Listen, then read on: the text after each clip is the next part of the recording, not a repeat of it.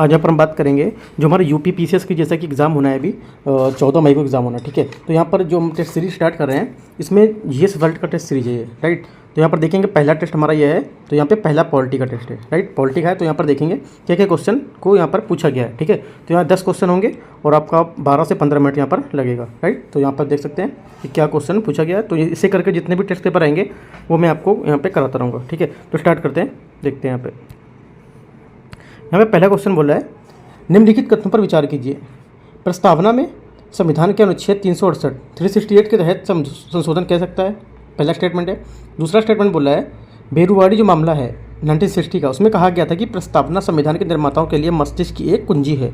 तो इनमें से बताना है कि कौन सा स्टेटमेंट आपका करेक्ट होगा, ठीक है, कौन सा स्टेटमेंट आपका सत्य है। देखो आपको ये पूरा पढ़ने के बाद जो पहला लिखा है, ये पूरा पढ़ने के बाद आपको यहाँ पर सेकंड नंबर ये आपको ये देखना जरूरी होगा यहाँ पर कि क्या यहाँ पर पूछ रहा है। यहाँ पर बहुत लोग क्या ये सब स्टेटमेंट पढ़ने के बाद ऑलरेडी सही निशान लगा देते हैं कि हाँ इसमें सही पूछा होगा।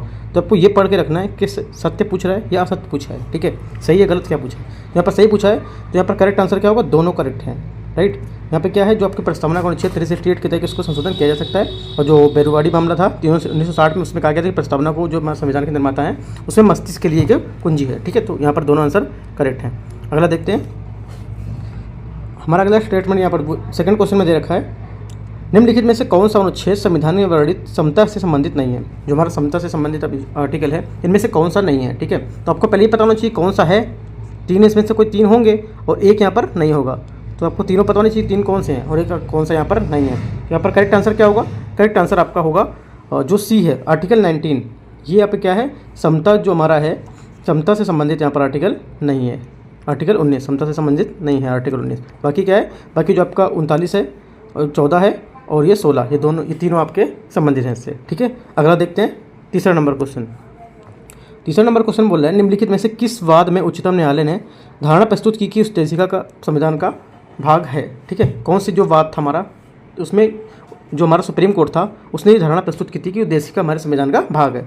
तो यहाँ पर स्टेटमेंट है यूनियन ऑफ इंडिया बनाम कोहली, मतलब डॉक्टर कोहली, राइट, पहला स्टेटमेंट। सेकेंड स्टेटमेंट आपका है बनारसी दास बनाम स्टेट ऑफ यूपी, ठीक है। तीसरा स्टेटमेंट आपका है बम्बई बनाम यूनियन ऑफ इंडिया, ठीक है। और चौथा स्टेटमेंट है मलक सिंह बनाम स्टेट ऑफ पंजाब। तो यहाँ पे पूछा है इसमें से कौन सा स्टेटमेंट आपका करेक्ट है, कौन इसमें से इसकी उद्देशिका में जो संविधान का भाग है। तो यहाँ पर करेक्ट आंसर क्या होगा, करेक्ट आंसर आपका होगा बम्बई बनाम यूनियन ऑफ इंडिया, ठीक है।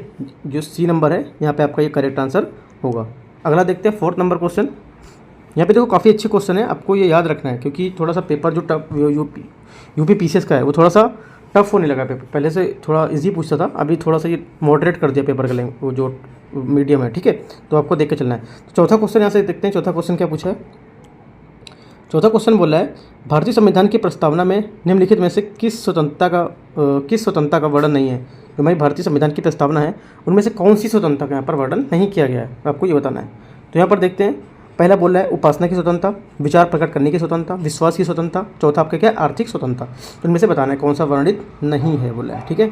तो हमारा करेक्ट आंसर यहाँ पर क्या होगा, करेक्ट आंसर आपका होगा जो आर्थिक स्वतंत्रता है यहाँ पर इसको वर्णित नहीं किया गया है, ठीक है। इसको क्या है, इसको वर्णित नहीं किया गया, बाकी सभी को यहाँ पर वर्णित किया गया। उपासना की स्वतंत्रता, विचार की जो प्रकट करने की स्वतंत्रता और विश्वास को प्रकट करने की स्वतंत्रता, यहाँ पर तीनों होगा, राइट। अगला देखते हैं फिफ्थ नंबर क्वेश्चन को। पाँचवा नंबर क्वेश्चन है हमारा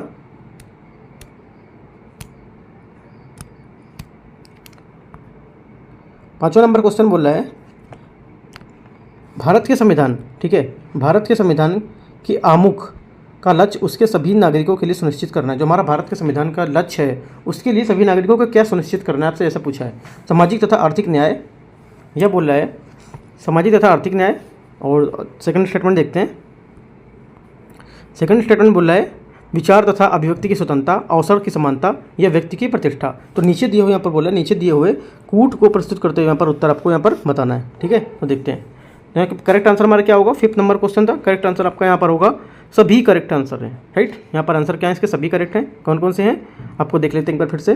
जो हमारा सामाजिक तथा आर्थिक न्याय इसको सुनिश्चित करना, उसके बाद क्या है आपका विचार एवं अभिव्यक्ति की स्वतंत्रता, अवसर की समानता और व्यक्ति की प्रतिष्ठा। यहाँ पर सभी आंसर इससे क्या है, करेक्ट हैं, ठीक है। तो 1 2 3 4 यहाँ पे चारों आंसर क्या होंगे, करेक्ट होंगे, तो उपयुक्त सभी। अगला देखते हैं छठवां नंबर क्वेश्चन। 6 नंबर क्वेश्चन बोल रहा है 13 दिसंबर 1946 13 दिसंबर 1946 को संविधान सभा में प्रस्तुत उद्देश्य प्रस्ताव सर्वाधिक महत्वपूर्ण संकल्प था, जो स्वतंत्र भारत के संविधान में के मूर्त आदर्शों की रूपरेखा और संविधान के निर्माण के लिए खाका प्रदान करता है। उद्देश्य प्रस्ताव या प्रस्तावना के संबंध में निम्नलिखित में से कथनों पर विचार करना है। जो उद्देश्य प्रस्ताव है उसकी प्रस्तावना निम्नलिखित कथनों पर विचार करना है। यहाँ पर जो कथन है उसको देखना है और उसके बारे में बताना है कौन सा स्टेटमेंट यहाँ पर आपका करेक्ट होगा। ठीक है, तो देखते हैं यहाँ पर पहला स्टेटमेंट बोल रहा है इसमें, पहला स्टेटमेंट है इसे संविधान सभा के सरदार पटेल द्वारा पेश किया गया था। इस क्या संविधान सभा में सरदार पटेल द्वारा पेश किया गया था। दूसरा स्टेटमेंट बोल रहा है इसमें भारत को एक स्वतंत्र संप्रभु समाजवादी और धर्मनिरपेक्ष गणराज्य घोषित किया गया था। ठीक है, तो ये दोनों में क्या बताना है, क्या आंसर सही है क्या गलत है। ठीक है, तो यहाँ पर ना एक करेक्ट है और ना ही दो, तो यहाँ पर क्या है, दोनों आंसर आपके क्या है, गलत हैं। राइट, तो ये आपका करेक्ट आंसर क्या होगा, करेक्ट आंसर डी, दोनों आंसर आपके गलत हैं, ना तो एक और ना ही दो। अगला देखते हैं 7वां नंबर क्वेश्चन को। 7वां नंबर क्वेश्चन बोल रहा है भारतीय संविधान, ठीक है, भारतीय संविधान का कौन सा भाग संविधान की आत्मा कहलाता है। सबको पता ही होगा, तो इसका आंसर आप कमेंट में दे सकते हैं। ठीक है, जो 7वें का आंसर होगा आप नीचे कमेंट में दे सकते हैं इसका आंसर क्या होगा। राइट, इसका आंसर मैं नहीं बता रहा हूँ क्योंकि इजी क्वेश्चन है, आपको पता होना चाहिए। 8वां नंबर क्वेश्चन बोल रहा हूँ, यहाँ पे बताता हूँ। 8वां नंबर क्वेश्चन बोल रहा है संविधान की प्रस्तावना के बारे में कौन सा कथन सही है। ठीक है, कौन सा कथन बोल रहा है इसमें संविधान की आत्मा के बारे में सही है, तो इसको देखते हैं।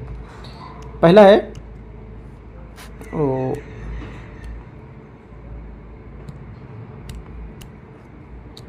समाजवादी धर्मनिरपेक्ष शब्द 1950 में लागू किया गया, लागू संविधान के अंग नहीं थे। ठीक है, ऐसा बोल रहा है।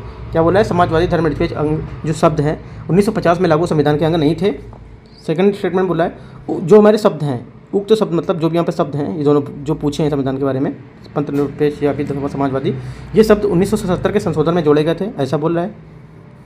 तीसरा बोल रहा है जो भी हमारे ये शब्द हैं 1985 के संशोधन में जोड़े गए थे, जो ये शब्द हैं संविधान की प्रस्तावना में अंग नहीं है। तो इनमें से बता रहे हैं कौन सा स्टेटमेंट आपका सही है, सही पूछा है, कौन सा स्टेटमेंट सही है। तो यहाँ पर करेक्ट आंसर आपका क्या होगा, करेक्ट आंसर होगा जो हमारी सब संविधान की जो ये प्रस्तावना है, ठीक है, उसमें समाजवादी धर्मनिरपेक्ष जो लागू किया गया, ये कब लागू किया गया था, ये आपका लागू किया गया था जो 1985 का संशोधन था उसमें ये जोड़े गए थे। ठीक है, लागू किया गया था, इसमें जोड़े गए थे, इस टाइप से इसको बोल सकते हैं 1985। तो करेक्ट आंसर क्या होगा, करेक्ट आंसर सी। अगला देखते हैं 9वां नंबर क्वेश्चन को। 9वां नंबर क्वेश्चन यहाँ पर बोला है संविधान की जो उद्देशिका है उसके संबंध में निम्नलिखित कथनों पर विचार करना है। संविधान की जो हमारी उद्देशिका है उसके बारे में आपको बताना है। पहला स्टेटमेंट है, यहाँ पे पहला स्टेटमेंट बोला है भारतीय समाजवाद साम्यवादी समाजवाद है। ठीक है, भारतीय समाजवाद हमारा क्या है, साम्यवादी समाजवाद है, पहला स्टेटमेंट है। दूसरा स्टेटमेंट क्या है, इसको देखते हैं। दूसरा स्टेटमेंट बोला है इसमें 5 प्रकार की स्वतंत्रता का उल्लेख किया गया है। तो इसमें बताना है कौन सा स्टेटमेंट आपका करेक्ट है। ठीक है, कौन सा स्टेटमेंट आपका करेक्ट है, ये दोनों में आपको बताना है। तो हमारा करेक्ट आंसर क्या हो जाएगा, यहाँ पर करेक्ट आंसर होगा आपका इसमें 5 प्रकार की स्वतंत्रता का उल्लेख है, ये आपका स्टेटमेंट करेक्ट है, बी नंबर। और बाकी जो ए है ये आपका गलत है, मतलब पहला स्टेटमेंट आपका गलत है, समाजवादी साम्यवाद है, ये आपका गलत है। तो करेक्ट आंसर क्या होगा, बी, केवल 2। अगला देखते हैं 10वां नंबर क्वेश्चन। भारतीय संविधान के प्रस्तावना में पंथ निरपेक्ष शब्द को कब जोड़ा गया, जो हमारा पंथ निरपेक्ष शब्द था उसको कब जोड़ा गया था, ये आपको बताना है। तो करेक्ट आंसर क्या होगा, ये आपको 10वां जो क्वेश्चन है ये भी आपको कमेंट में बताना है नीचे कि क्या इसका आंसर होगा। ठीक है, तो 2 आंसर आपको कमेंट में बताने हैं क्या आंसर होंगे इसके। तो जो भी यहाँ पे डाउट रहेगा तो आप कमेंट में पूछ सकते हैं, बाकी इसके दोनों के आंसर मैं आपको कमेंट में नीचे दे दूँगा। ठीक है, all the best, thank you.